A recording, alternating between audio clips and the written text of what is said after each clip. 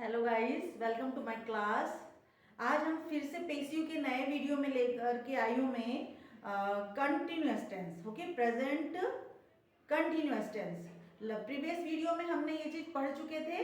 अब हम पढ़ेंगे कि कंटिन्यूअस में हम पेसिव को कैसे यूज़ करेंगे। तो फिर से एक ओवरव्यू ले लेंगे कि पेसिव को हम यूज़ कहाँ कर सकते हैं, कहाँ कहाँ हम पेसिव को यूज़ कर सकते हैं। तो सबसे पहले देखेंगे कि केवल ऑब्जेक्ट वाले वाक्यों पर ही हम पेसिव को बना सकते हैं। फिर दूसरा था हमारे पास कि परफेक्ट कंटिन्यूअस वाक्यों में पेसिव नहीं बदला जा सकता है। जितने भी परफेक्ट कंटिन्यूअस वाक्य हैं उनमें हम पेसिव में नहीं बदल सकते हैं।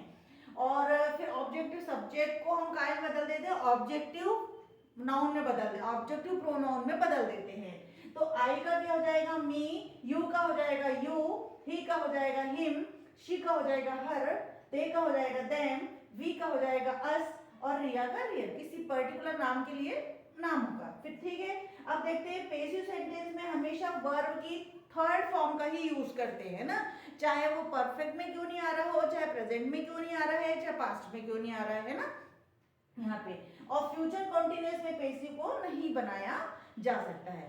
तो let's start our new present continuous tense में हम कैसे पेसिव को बदलने वाले हैं इसको देखेंगे। तो इसकी सबसे पहले पहचान की, कर रहा हूँ, हो रहा है काम। तो पहले एक्टिव के हम सब्जेक्ट वो देख लेंगे सेंटेंसेस। एक्टिव का इसमें क्या है, इज, एम, आर वर्ब की फर्स्ट फॉर्म और ऑब्जेक्ट लिया जाता है।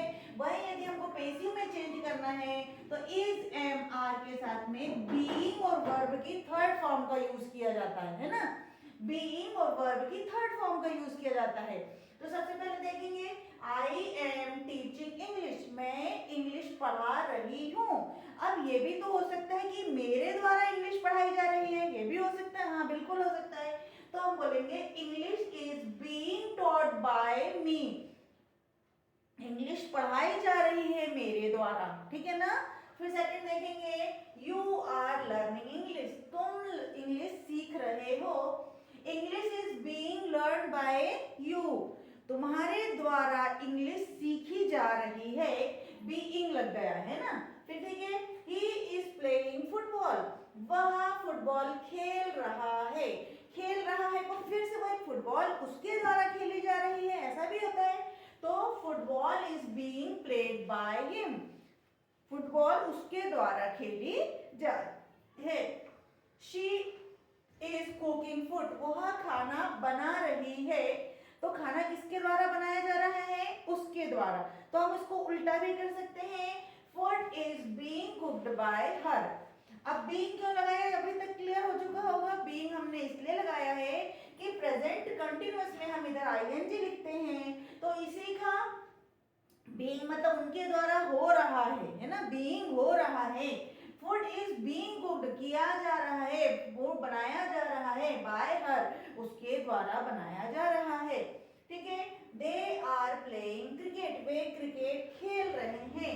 अब हमको बताना है क्रिकेट को खेला जा रहा है ना, पर किसके द्वारा खेला जा रहा था, ये भी होगा कि cricket is being played by them, cricket खेला जा रहा है उनके द्वारा।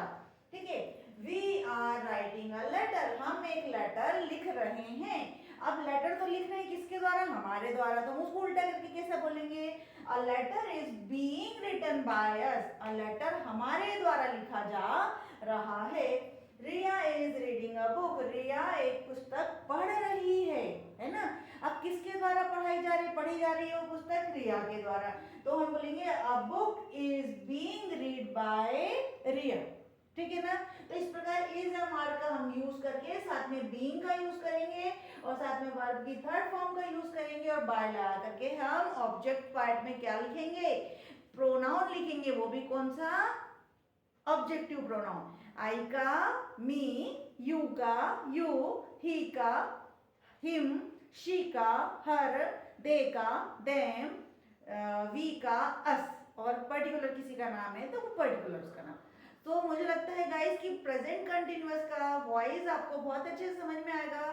नेक्स्ट वीडियो में फिर आप मैं परफेक्ट टेंस के साथ में लेकर के आने वाली हूँ कि परफेक्ट टेंस में वॉइस को कैसे बदला जाता है। Till then, thank you for watching me.